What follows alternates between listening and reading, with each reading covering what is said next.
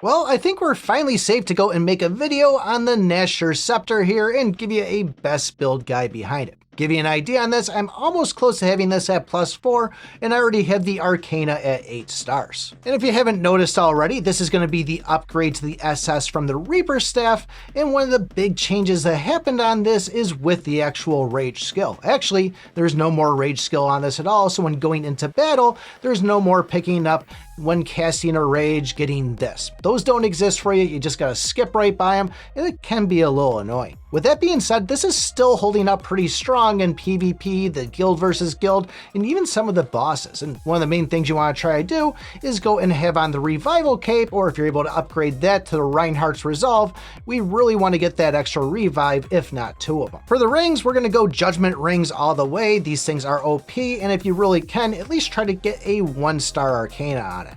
Now, a lot of people always ask when we make one of these videos, do those rings stack? And yes, the actual stats of those, let's say lightning bolts, will stack, but some of the Arcanas won't actually do so. So just keep that in the back of your mind, but still, these are both pretty strong rings for really any build inside the game. For the accessories on this, Bloody Grails all the way. I was starting to go and build the Reckoning Badge for one, but it really is working so good with the Bloody Grails. If you need to though, go and drop one of these things, throw an Icy Bubble on. Those are doing pretty well in PvP, so just another alternative for you. But Bloody Grails, still a good way to go for everything else. When it comes to slotting the gems on all this gear, obviously we don't have everything. There's still a long way to go on this unless you're really wailing it out, but just figure anything that says lightning on it is probably a good thing to put in here, given that we are going to be launching out all these bolts. When it comes to using pets, I'm using Elsa, Freya, and then Flash there, and these are all ones that I'm trying to do my best to go and just build skill damage around.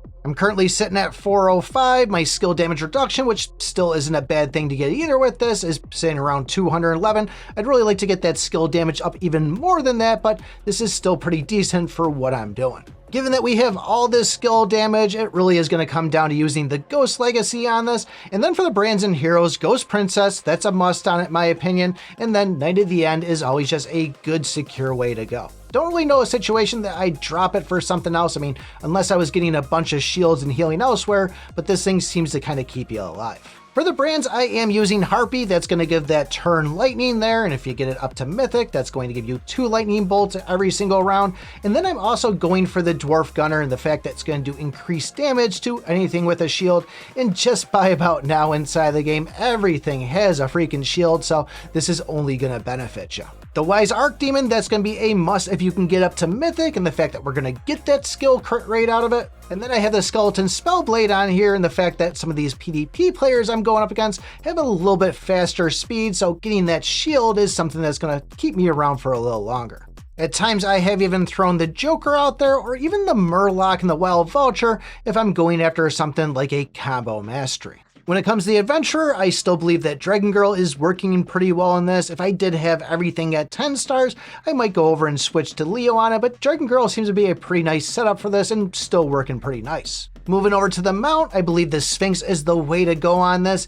And then for the actual deployment on this, I am using Catastrophe, using Sphinx, and then using Toffee also. So make sure you don't have Sphinx as the first one, so you can at least utilize that dead revive and at least get one of your mounts back out of it. For the artifact, I'd use the Spear of Thor, still hitting pretty strong, and I'd even go and put that in one of the deployed for the actual awakened side of it. I'm actually using the Heaven's Mark and the Demonic Eye for the arrow ones, mainly because I have some plus levels on them, but really just try to maybe focus on what says skill in there and the fact that that's what we're really working around. So if you find yourself grabbing a lot of light spears, might want to go for the Demon Sword. If you find yourself getting a lot of daggers, you might want to go for the Flying Knight. Kind of play around that based by how you normally play the game. When I did have somebody ask today what's giving me that initial stacks of 8 stacks of an attack buff, that's from the actual tier 5 stat inside the Ghost Legacy called Yawner, and every time you cast a skill, you'll be getting a stack of attack. So up to 8 of them there, that's where you're seeing that.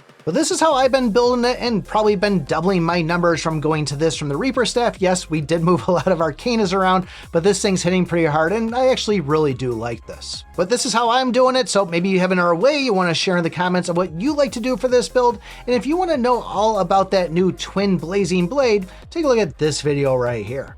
Thanks for watching, and remember, I pick my butt.